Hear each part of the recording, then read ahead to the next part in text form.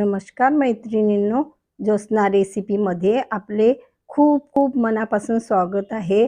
आज आपण फुटाण्याचे लाडू बनविणार आहोत। अगदी खूप छान बनतात हे, खायला तर इतके चविष्ट ना। तर चला तर मग बनवूया, कसे बनवायचे ते बघूया।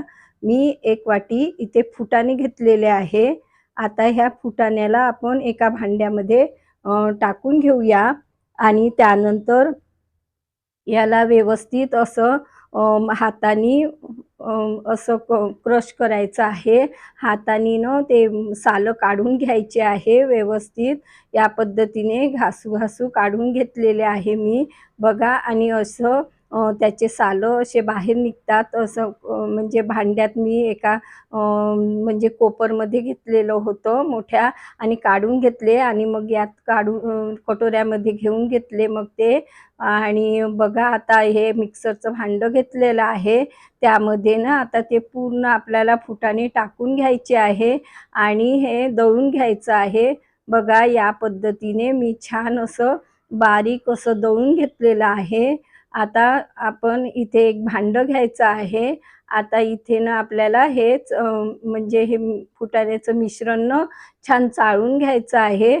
बघा, या पद्धतीने चाळून घ्यायचं आणि थोडंसं मिश्रण राहतच, म्हणजे उरतच जाड वगैरे राहतं थोडंसं। तर हे बघा, हे जाड राहिलेलं आहे। तर हे ना आपण कोणत्याही भाजीचा मसाला तयार करतो त्यावेळेला कामी येतं, म्हणजे वाया जात नाही। बघा, आता मी या पद्धतीने दळून घेतलेलं आहे। आता गॅसवर कढई ठेवलेली आहे। 1 चम्मच मी तूप घातलेलं आहे। मी जास्त तूप वापरलेलं नाही आहे। तुम्हाला आवडत असेल तर तुम्ही जास्तही तूप म्हणजे 2-3 चमचे टाकू शकता, परंतु मी 1च चम्मच टाकलेला आहे।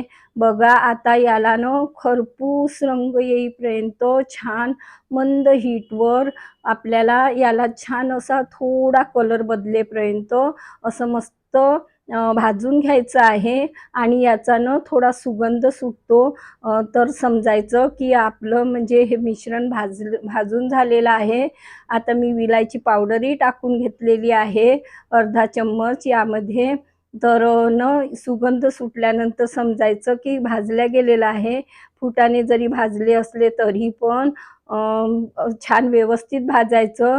मी 1 चम्मच आता इथे काजूचं पावडर टाकलेलं आहे आणि हे 1.5 चम्मच बदामचं असं पावडर करून ठेवत असते। हे पावडर टाकलं की नाही तर छान आता ह्यामध्ये भाजल्या गेलेलं आहे ते व्यवस्थित आणि छान मिक्स होतं। तुम्ही कापही टाकू शकता, परंतु मी ना पावडर बनवून ठेवत असते, तर पावडर टाकलेलं आहे। आता हे ना पुन्हा आपल्याला मिक्सरच्या भांड्यामध्ये टाकून घ्यायचं आहे। या पद्धतीने लाडू बनवायला अगदी सोपे। बघा, मी आता अंदाजे अर्ध वाटी असं गूळ घेतलेला आहे। आता हा गूळ ना माझा म्हणजे लाडवाचा गूळ आहे। हा चिकट छान असतो, याला चिकी असते। तर याचं बघा मी मिश्रण तयार करून घेतलेलं आहे। समजा तुमचा थोडा कोरडा मोकळा गूळ असेल तर तुम्ही ना त्यामध्ये थोडं 2-3 चमचे तूप वापरून वाटून घ्यायचं, परंतु माझा गूळ छान असा लाडवाचाच होता तो, त्यामुळे बघा छान मिश्रण म्हणजे तयार झालेलं आहे। मला ना म्हणजे तूप वगैरे टाकायची गरज वाटलीच नाही आणि व्यवस्थित असं मिश्रण तयार झालेलं आहे। बघा, आता आपल्याला ना छान लाडू वळून घ्यायचे आहे। एका हाताने वळायचे आणि दुसऱ्या हाताने मी थोडं त्याला सपोर्ट देऊन असं मस्त म्हणजे गोल गरगरीत असे लाडू आपल्याला तयार करून घ्यायचे आहे। खायला तर खूप चविष्ट लागतात। मी थोडं चिमूटभर ना यात मीठ टाकलेलं होतं, तो व्हिडिओ ना स्किप झालेला आहे। तर तुम्ही थोडं चिमूटभर ना मीठ टाकाल, म्हणजे ना खूप छान चवी लागते याची, थोडं रुचकर बनतात। बघा, अशा पद्धतीने मी पूर्ण लाडू वळून घेत आहे। एक हाताने वळले आणि दुसऱ्या हाताने त्याला सहारा देऊन असे गोल गरगरीत लाडू तयार करून घेतलेले आहे। तुम्ही यावर काजूचे असे कापही लावू शकता, परंतु मी लावलेले नाही आहेत, आणि किंवा पिस्त्याचे पण लावू शकतात। बघा, मस्त याच पद्धतीने मी पूर्ण लाडू वळून घेतलेले आहे।